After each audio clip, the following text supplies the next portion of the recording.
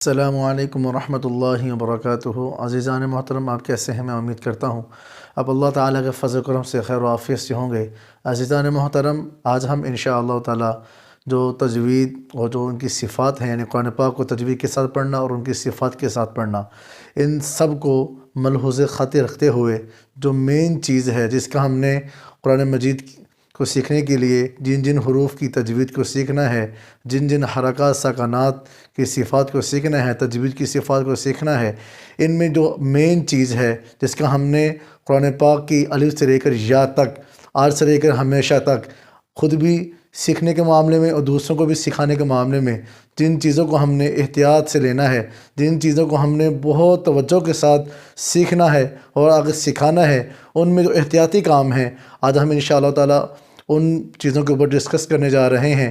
اگر آپ نے میری اس سے پہلے ویڈیوز کو نہیں دیکھا ہوا تو آپ سے ریکویسٹ ہے کہ آپ اللہ تعالیٰ کی رضا کے لیے میرے یوٹیوب چینل کو سبسکرائب کر لیں اور آگے شیئر کر لیں، اور میری اس ویڈیو کو مکمل دیکھیں۔ مکمل دیکھنے کے بعد میری ویڈیو کو لائک کریں اور آگے کمنٹس میں آپ جو آپ کو سمجھ آئی آپ خوبصورت سا کمنٹ کرتے ہیں، نہیں آئے گی تو آپ باقاعدہ مجھے آگاہ کر سکتے ہیں تاکہ آنے والے دنوں میں ان غلطیوں کو، ان کوتاہیوں کو ختم کرنے کی کوشش کی جا سکے۔ عزیزان محترم، میں نے آپ کو شروع میں بتایا ہے کہ آج ہم نے قرآن پاک کو تجوید اور ان کی صفات کے ساتھ سیکھنا تو ہے، لیکن ان سیکھنے میں ہم جن چیزوں کا ہم نے احتیاط کام کرنا ہے، احتیاطی تدابیر کو اپنانا ہے، ان چیزوں کو آج میں نے آپ کے سامنے ذکر کرنا ہے انشاءاللہ تعالیٰ۔ تو یہ چیزیں الف سے لے کر یا تک کی جتنی بھی تجویدی مخارج ہوں گے، صفات ہوں گی، ان سب کے اندر ہم نے ان چیزوں کا لحاظ رکھنا ہوگا، تب جا کے ریئل میں ہم قرآن پاک کی وہ تلاوت کر سکیں گے جو اللہ کے حضور ہماری ریئل میں قبولیت کا شرف بخشے گی۔ اللہ آپ کو خوش رکھے۔ عزیزان محترم، آج ہم شروع کرنے جا رہے ہیں۔ بسم اللہ الرحمن الرحیم۔ کہہ رہے ہیں کہ سوال کرنے والا سوال کرتا ہے کہ تجوید کے خلاف قرآن پاک کی تلاوت کرنا کیسا ہے، کہ تجوید کے برعکس قرآن کریم کی تلاوت کرنا کیسا ہے۔ جواب دینے والا جواب دیتا ہے کہ موٹی اور نمایاں غلطیاں ہوں گی تو لحن جلی ہوگی، اور اگر معمولی غلطیاں ہوں گی تو لحن خفی ہوگا۔ دوبارہ بتاتا چلوں، سوال کرنے والا سوال کرتا ہے کہ تجوید کے خلاف قرآن پاک کی تلاوت کرنا کیسا ہے، تجوید کے برعکس۔ تو جواب دینے والا جواب دیتا ہے اگر غلطیاں موٹی ہوں اور نمایاں ہوں، صاف سنائی دے رہی ہوں، صاف سنی جا رہی ہوں، صاف پڑھی جا رہی ہوں، تو وہ جو غلطیاں ہوں گی وہ لحن جلی کی کیٹیگری میں آئے گی، اور اگر غلطیاں معمولی سی ہیں، ہلکی سی غلطیاں ہیں، وہ کیٹیگری لحن خفی ہوگی۔ اب لحن جلی اور لحن خفی ہے کیا چیز؟ لحن جلی کا کیا حکم ہے، لحن خفی کا کیا حکم ہے؟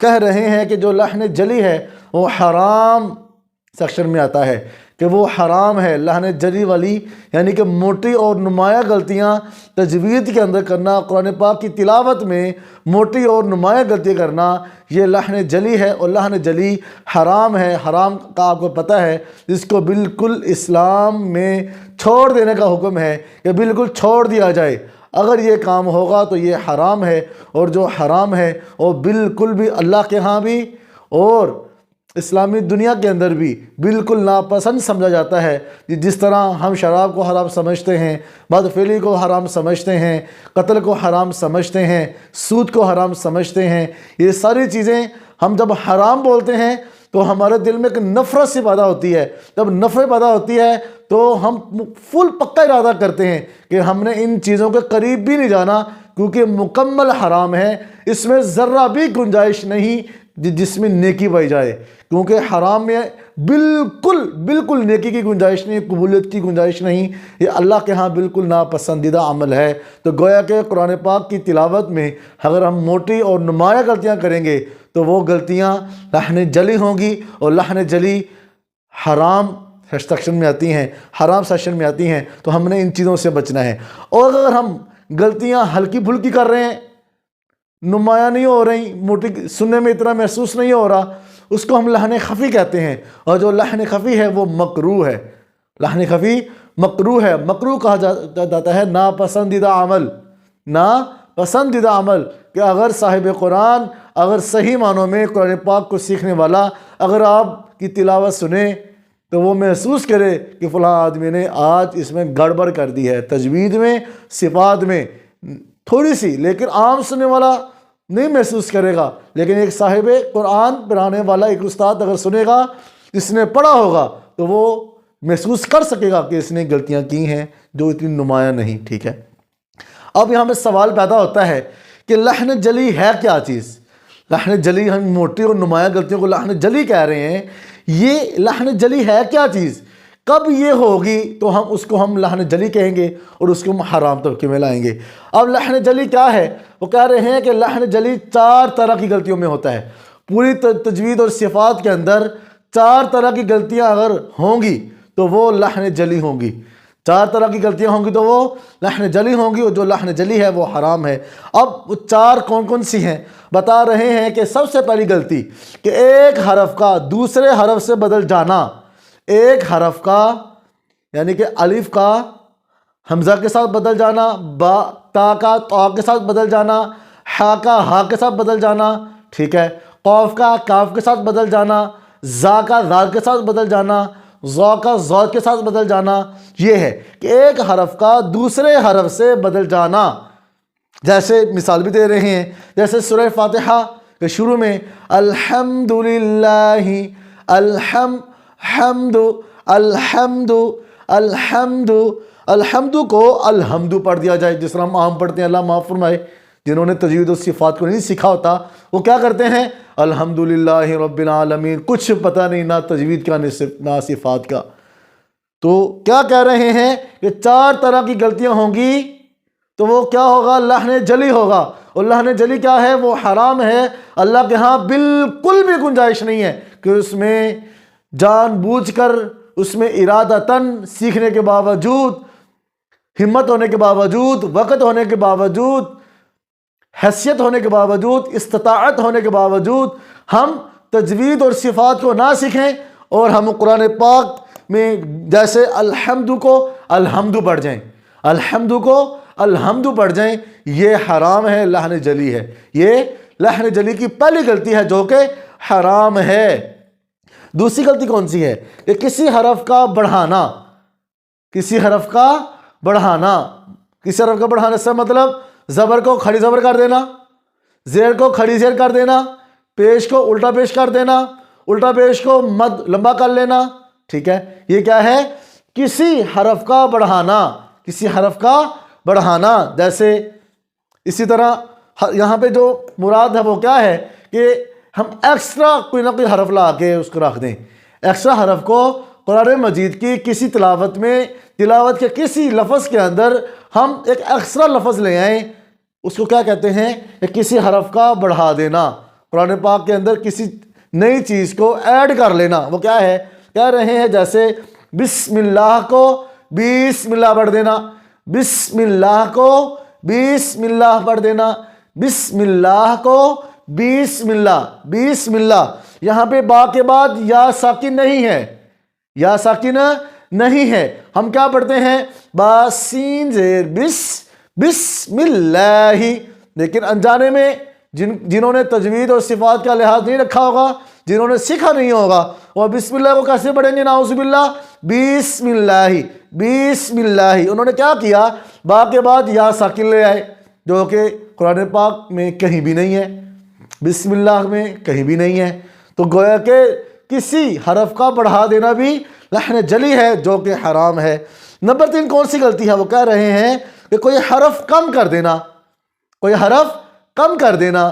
جیسے مثال دے رہے ہیں لم یولد، لم یلد ولم یولد، لم یلد ولم یولد. لم یولد کو لم یولد پڑھ دینا، لم یولد پڑھ دینا. اور یہ عموماً بہت ساری یہ غلطی عموماً ہمارے بچے ہمارے اسکولوں کے اندر، ہمارے جنہوں نے نہیں سیکھا ہوتا، انہوں نے ٹیوشن سینٹر بنا لیا ہوتا ہے، اور وہ اللہ معاف فرمائے نہ تجوید کا لحاظ نہ صفات کا لحاظ، وہ لم یولد کو لم یولد پڑھ رہے ہوتے ہیں. قل هو اللہ احد کو پڑھتے ہیں قل هو اللہ احد، ہوا. اللہ معاف فرمائے حرف کو بڑھا رہے ہیں. لم یلد ولم یولد، اللہ معاف فرمائے ولم یولد ہے، لیکن کیا کر رہے ہیں؟ کہ حرف کو کم کر رہے ہیں. اصل میں کیا تھا؟ لم یولد. کم کرنے والے نے کیا کیا؟ لم یولد بڑھ دیا، یعنی کہ یا کے بعد جو واو ساکن تھی، واو ساکن تھی، اس کو نکال دیا، لم یولد بڑھ دیا. یہ لحن جلی ہے جو کہ حرام ہے. نمبر 4 کون سی غلطی ہے؟ وہ کہہ رہے ہیں حرکات. حرکات کہتے ہیں زبر زیر پیش، کھڑی زبر کھڑی زیر الٹا پیش، دو زبر دو زیر دو پیش کو حرکات کہتے ہیں. حرکات اور سکنات، سکنات بولتے ہیں جزم شد والے حروف کو میں کوئی بھی غلطی کر دینا. حرکات اور سکنات میں کوئی بھی غلطی کر دینا. وہ کہہ رہے ہیں جیسے الحمدو کو الحمدو، الحمدو، اللہ معاف فرمائے، یہ بھی بہت عموماً غلطی پائی جاتی ہے. یہ ہمارے کیا بڑے کیا ہمارے چھوٹے، یہ ہمارے لیے لمحہ فکریہ ہے. یہ ہمارے لیے لمحہ فکریہ ہے کہ ہم کتاب اللہ کو اللہ کی کتاب تو مانتے ہیں، لیکن ہم ان کی اندر ان کے رولز کا لحاظ نہیں رکھتے. ہمارا بچہ انگلش زبان میں ٹینسز کا لحاظ نہ رکھے تو ہم بچے کو کہتے ہیں کہ ان پڑھ ہے. اس کو اسکول والوں نے کیا سکھایا ہے؟ یا ہمارا بچہ کیا پڑھ رہا ہے؟ ہمارا بچہ میتھ کے اندر گڑبڑ کرے ہم سمجھ جاتے ہیں، لیکن ہمارا بچہ قرآن کریم کی پہلی سورت، ہمارا بچہ پہلا کلمہ سے نہیں پڑھتا، اس کے اندر وہ نہ تجوید کا لحاظ رکھتا ہے نہ صفات کا لحاظ رکھتا ہے. تو ہمارے لیے لمحہ فکری ہے کہ ہم بچے کو اچھی انگلش سکھانے کے لیے، اچھی میتھ سکھانے کے لیے، اچھی سائنس سکھانے کے لیے، اچھی پاک سٹڈی سکھانے کے لیے ہم مہنگے سے مہنگے ادارے کے اندر جہاں ہم ان کی ہر ڈیمانڈ بڑھتے ہیں، ٹھیک ہے، لیکن بچہ میٹرک پاس کرنے کے بعد ویسے کہ ویسے جیسے پی جی میں تھا. لیکن قرآن پاک کے معاملے میں ہمیں پرواہ ہی نہیں. ہمارا بچہ کیا پڑھ رہا ہے، ہم کیا پڑھ رہے ہیں، کیا جو ہم کلمہ پڑھ رہے ہیں، کیا جو ہم نماز پڑھ رہے ہیں، نماز کے اندر جو تلاوت کر رہے ہیں، کیا وہ اللہ کے ہاں قبولیت کا معنی بھی رکھتی نہیں رکھتی؟ کیا ہم ان کے اندر تجوید و صفات کا لحاظ بھی رکھتے نہیں رکھتے؟ کبھی نہیں سوچا ہم نے. آسان سی مثال ہے، موبائل لینا ہے، موبائل لینے کے چکر میں دنیا کے کونے کونے میں جہاں آپ کے کیا نام ہے آپ کے جاننے والے ان سے بات ہوتی ہے، بھائی یہ موبائل لینا، آپ کے ہاں وہ کیسا موبائل ہے، اس کی ریم کتنی ہے، اس کے اندر کتنی جی بی ہے، اس کی سپیڈ کتنی ہے، وہ سلم ہے موٹا ہے، چارجنگ ٹائمنگ کیا ہے، ایک ایک چیز کی ہم انکوائری کرتے ہیں. اور پھر خود بھی ذلیل ہوتے ہیں فون پر بھی اور پورے بازار کے اندر بھی، اور منہ مانگی ڈیمانڈ بڑھتے ہیں، ان کی منہ مانگی ڈیمانڈ بڑھتے ہیں. تب جا کے موبائل ہاتھ میں آئے، اگلے دن موبائل کے اندر کوئی نقصان، کوئی مسئلہ ہوا اور آپ کا لاکھ روپے کا نقصان. لیکن جو ہماری نسلیں برباد ہو رہی ہیں، جو ہماری نمازیں برباد ہو رہی ہیں، جو ہماری تلاوتیں برباد ہو رہی ہیں، وہ کس کھاتے میں؟ اللہ کو ہم کیسا منہ دکھائیں گے؟ اس لیے نماز ضرور پڑھیں، تلاوت ضرور کریں، براہ کرم اتنا پڑھیں جتنا آپ کو اچھا پڑھنا آتا ہے.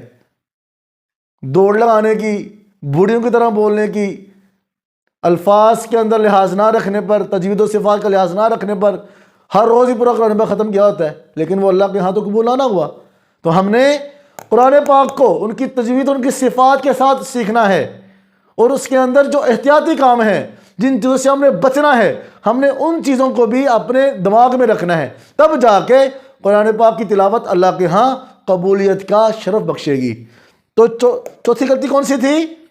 حرکات اور ساکنات میں کوئی بھی غلطی کر دینا. جیسے الحمد، لام یہاں پہ ساکن تھا تو پڑھنے والے نے کیا پڑھا؟ الحمد، الحمد، الحمد.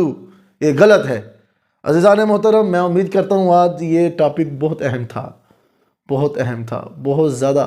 ان سب چیزوں کو سیکھنے سے پہلے ہمیں ان چیزوں کو سیکھنا ہوگا، یہ نوٹس اپنے دماغ میں رکھنا ہوگا، تب جا کے ہم قرآن پاک کو ان کی تجوید اور صفات کے ساتھ اچھے طریقے سے سیکھ پائیں گے. میں امید کرتا ہوں آج کا ٹاپک آپ کو اچھے طریقے سے بخوبی سمجھ آ چکا ہوگا. اگر سمجھ آیا تو براہ کرم ریکویسٹ ہے کہ یہ والا سبق کم از کم اپنے جاننے والوں کو لازمی شیئر کریں یار، لازمی شیئر کریں، لازمی شیئر کریں کہ کم از کم جو قرآن پاک کی تلاوت کریں، نہیں وہ سارا پڑھ پا رہے کوئی مسئلہ نہیں. ان کی اگر بسم اللہ بھی ٹھیک ہو گئی، ان کی اعوذ باللہ بھی ٹھیک ہو گئی، اگر ان کی صرف قل ہو اللہ بھی ٹھیک ہو گئی، اللہ کی قسم وہ غلط پڑھنے سے بہتر ہے. کم از کم کوشش تو کریں صحیح پڑھنے کی. یہ ریکویسٹ ہے آپ سے، براہ کرم ریکویسٹ ہے کہ آپ اس ویڈیو کو لازمی اپنے سب جانوں والوں تک پہنچائیں، ان کو سنائیں، ان کو تھوڑا سا ایکٹیو کریں، محتاط کریں کہ یار خدا را قرآن پاک تو ہم پڑھ رہے ہیں لیکن پتہ نہیں کس کیٹیگری میں آ رہا ہے، لحن جلی میں آ رہا ہے، لحن خفی میں آ رہا ہے، یا اللہ کے ہاں قبول ہو رہا ہے۔ ہم سب کو احتیاط کرنی ہوگی۔ اللہ آپ کو خوش رکھے، اللہ آپ کو صحت دے، اللہ عافیت دے۔ وآخر دعوانا ان الحمد للہ رب العالمین۔